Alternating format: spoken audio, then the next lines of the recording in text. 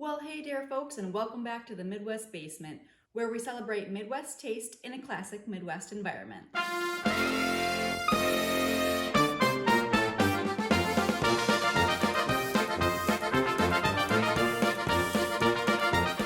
Well, hot damn folks, it's summer and it's already real hot and humid outside there, eh? It's time to sit back and have 2 or 3 good summer drinks to cool you off on a nice swampy day.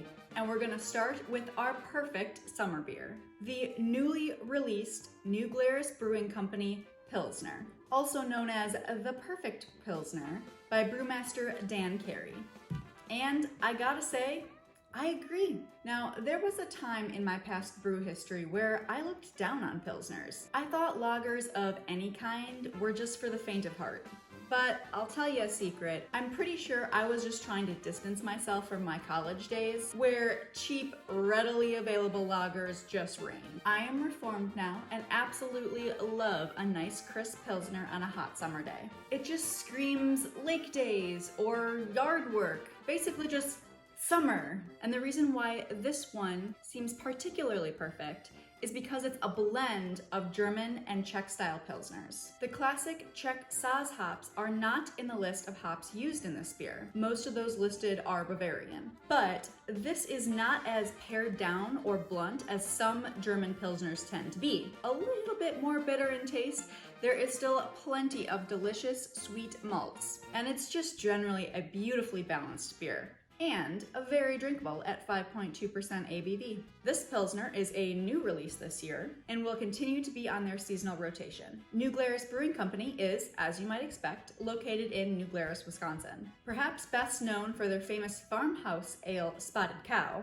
they actually make a wide range of beer, ranging from their recently released Anniversary Quad to their year-round Wisconsin Raspberry Fruit Ale, and everything in between. New Glarus Brewing has been kicking it for quite a while. Their first barrels rolled out the door in 1993, which was actually after they had already established themselves as awesome, because Deb Carey, wife of brewmaster Dan Carey, was the first woman to found and operate a brewery in the United States at the time. They are now employee-owned, and in 2016, they opened a beautiful hilltop brewery, where they were able to continually expand, and they reached 12th in total sales volume for craft beer in the country. Of course, they are located in Wisconsin, where we really love our beer.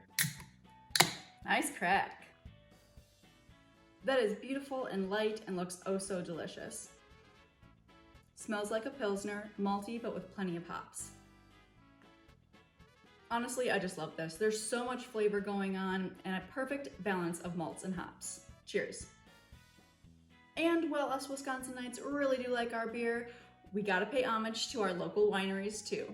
And this month, we're celebrating Christmas and summer. Why? Wine not is what I say. Ba-bum. Or wah wah. Today we're drinking the Peninsula Winery White Christmas Wine. Now, there is a reason why I chose this wine. First, Christmas and summer is just fun. Second, the winery describes this wine as slightly sweet and neutral with broad-based appeal, perfect for entertaining. I know it might be odd to pop a marketed Christmas wine in the middle of summer, but sweet wines tend to be a little bit more approachable for the masses, and white is just definitely the way to go in summer. I think this would be absolutely perfect to bring to a cookout, garden party, a graduation party, wherever you might need a glass of crisp, sweet white wine. This is described as light, neutral, and fresh, with hints of floral and honey. This is from Peninsula Winery, which is located in Carlsville, Wisconsin, within the Door County Peninsula. The winery was founded in 1974 and actually started by producing fruit wines outside of grapes, starting with the famous Door County Cherry. They've been expanding and experimenting ever since, and now serve over 60 wine styles and ciders in their 2 tasting rooms. Let's pop it. Okay, pop. That is very light. It almost looks like honey water, which I guess is just mead, but not mead. It just kind of looks like a sunny day. You know, it doesn't smell as sweet as I thought it was going to. There's not a lot of legs on this, which makes sense. It sits at about 11 to 11.5%, so it's not gonna have a lot of weight or structure to it.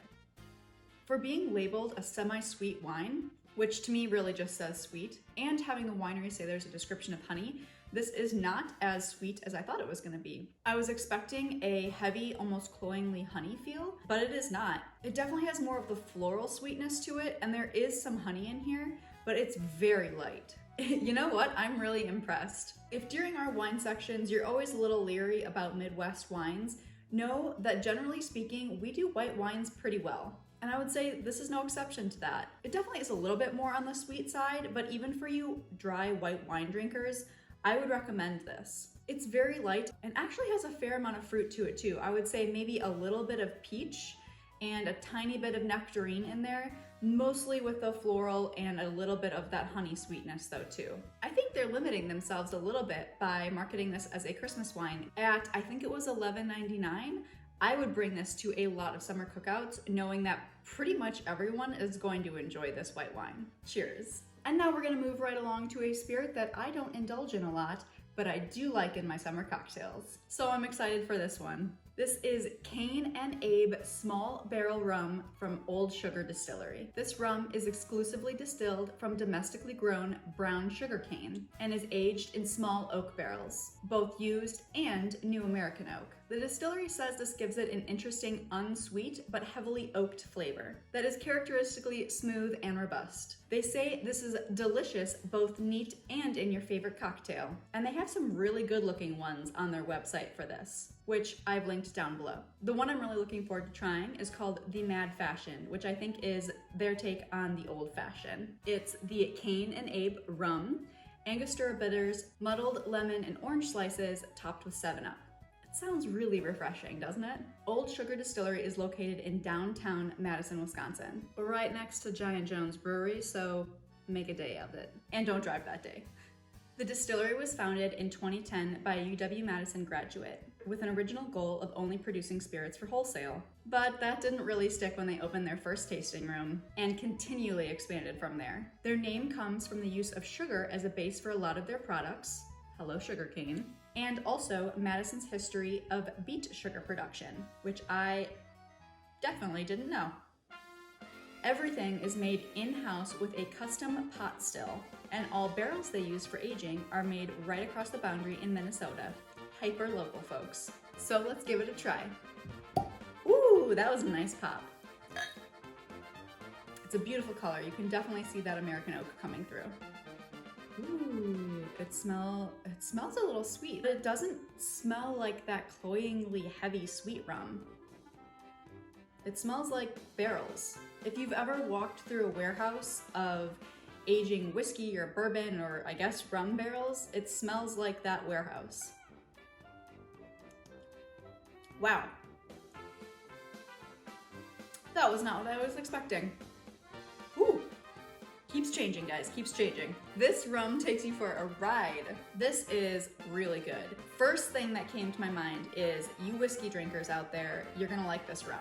I think especially bourbon drinkers, and it's because you can really taste that new oak coming through. I would say their description is extremely accurate, go figure. It is not sweet, but you get a lot of that woody, a little bit caramel, but barely caramel flavors. Of course, a little of the vanilla is coming through, which is very classic oak. It is not sweet. And I jumped kind of at the end and said, oh my gosh, it's still changing, because there's a lot of spiciness that comes in right at the end. Like I said, I don't drink rum a lot, so I'm not an expert on the spirit, but I am really glad that I invested in this. I love rum in cocktails, and especially summery cocktails, and I feel like this is gonna be so fun to play with because it's not super sweet, but it has some delicious, earthy, woody, spicy flavors that are gonna shine through. Well, I suppose it's time to get going. That's it for us down here in the Midwest basement. Don't forget to like and subscribe so you don't miss a taste, and we'll see you in July. Cheers!